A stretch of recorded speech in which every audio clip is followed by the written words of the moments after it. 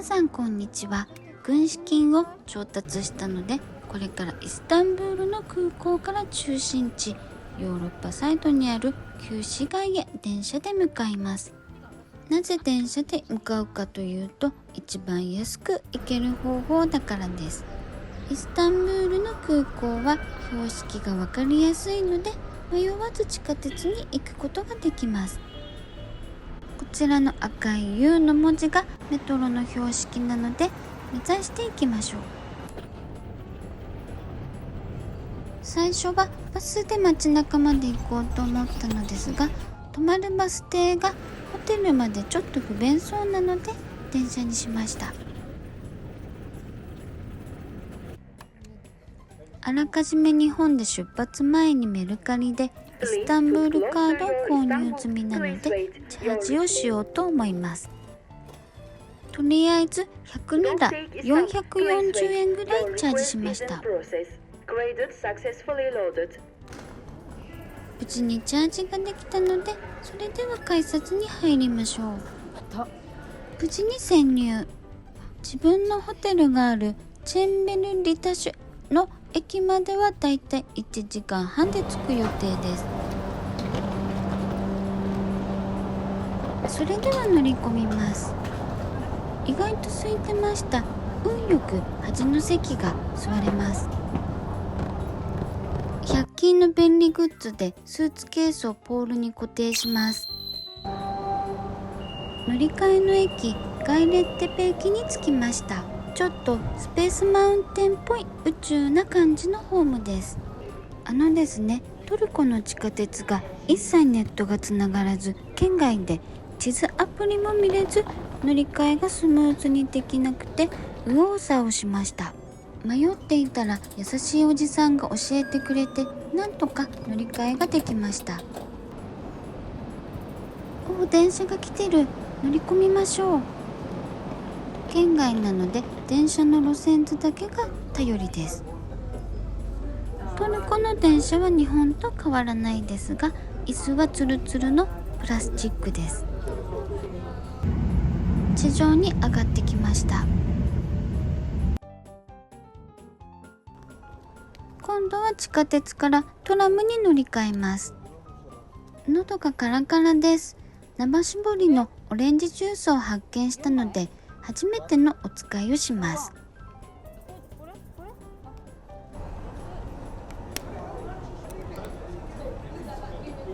あ、猫ちゃんじゃない。猫ちゃんだね。はい。かわいいミケちゃんだね。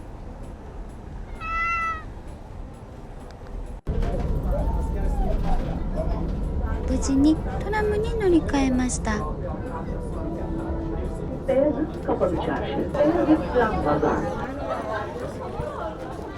トラムのチェンベルリタシュ駅に到着です。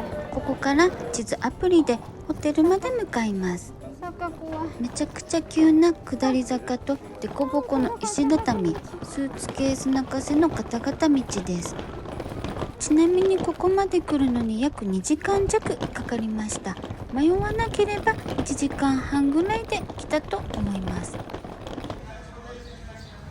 無事にホテルを発見。サンタソフィアホテルスルタンアフメットです。チェックインには少し早いとのことでお茶をして待ちます。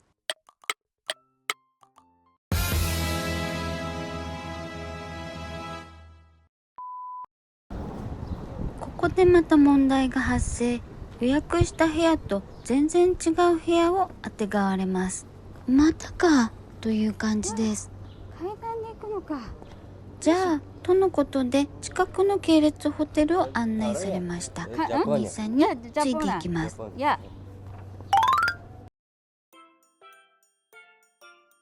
系列のホテルの方が断然良かったので、こちらに決めました。アトランティスロイヤルホテルに変更しました。ソファー席があります。冷蔵庫にテレビ、おしゃれ鏡とコーヒーに紅茶、紙コップに電子ケトルです。じゃあ待って。ゴミ箱と丸椅子。成金趣味な大きいベッド。コンセントにリモコン類。そして妙な柄のクッション。私は潔癖症なので使いません。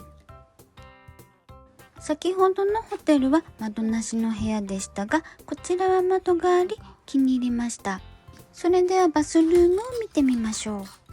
開かねえ開かねえ開かねえ。開きづらいけど開けっぱなしでいいか。清潔なシンクとシャワールーム。トイレも掃除が行き届いています。シャンプーとボディーソープのボトルが置いてあります。シャワーヘッドは可動式。これとっても重要。バスタオルは毎日2枚ありました。さっきのシャワーヘッドも同様なんですけれども、背伸びしても届きません。そして可愛い色のハンドソープ。ドアの調子が悪いので開けっぱなしにします。タンスの中にはハンガーがいっぱいとお宝入れがあります。ペラペラのスリッパもありました。早速探検に出かけます。猫ちゃん発見しました。猫ちゃん、こんにちは。あ、逃げた。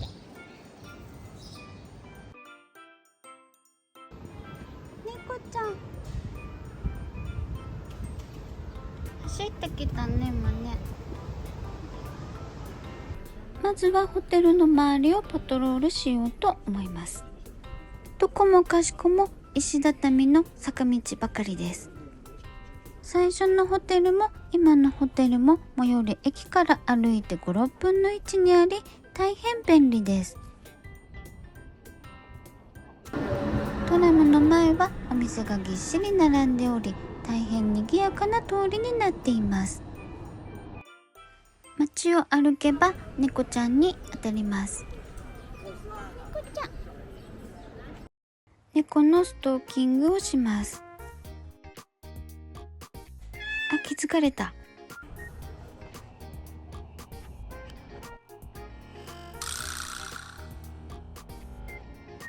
トルコの皆さんも猫を大事にしているみたいです。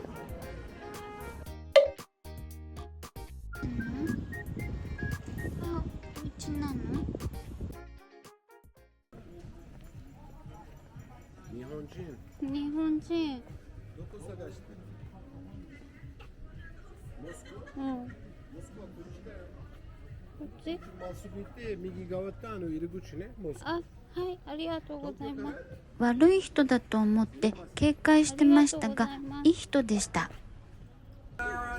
ブルーモスクにやってまいりました。観光客の入り口は違うみたいです。右側に回ります。中に入るのにすごい行列ができていました。女の人は髪の毛をスカーフで隠さなくては入れません。持っていない時は貸し出しがありますが、潔癖症の私は日本から持参しました。男性も半ズボンでは入れません。ズボンの貸し出しがあります。手前で靴を脱いで、それでは潜入しましょう。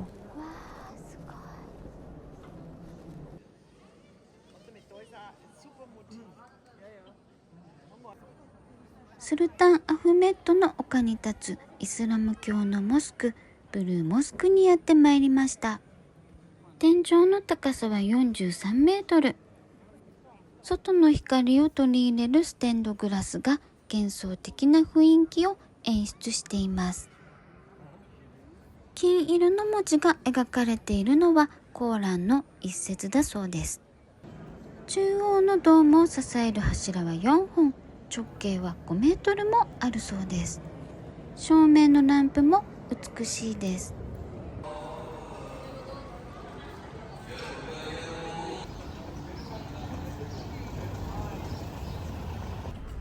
そろそろ7時なのでご飯を食べようと思います。目的の店が全然見つけられず、どうでもよくなり、ビールがある店に入ります。それでは祝杯。赤いテーブルクロスが食欲を誘います。トルコで一番ポピュラーなビールはエフェス。すごく美味しい。また外で飲むのは格別。猫ちゃんと一杯やります。お店の方のおすすめの一品をお願いしました。ビールは670円ぐらいです。ママか。お料理が届きました。ご飯にポテトにししとうに鶏肉にサラダ。少ないねこれ。それではいただきます。チキンはスパイスが効いた香ばしい味付けです。美味しいです。山盛りのピタパンが届きました。やっぱり睡眠不足って怖いなと思いました。判断力が鈍りますね。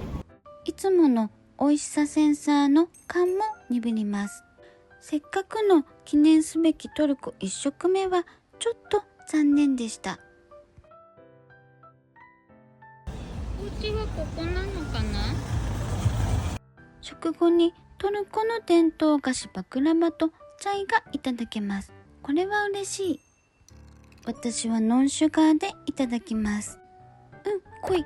バクラバとは薄いパイ生地を何層にも重ね、砕いたピスタチオやくるみなどを入れて焼き上げ、最後にシロップをかけた焼き菓子です。美味しいけどスーパー甘い。お会計が570リラ、約2500円です。高いな。プンプンしながらホテルに帰ってきました。8時でこの明るさです。ホテル近くの個人商店でアイスを買って帰りました。大好きなマグナムのアイスです。個人商店の親父がお釣りを投げてよこします。悲しみに打ちひがれる私。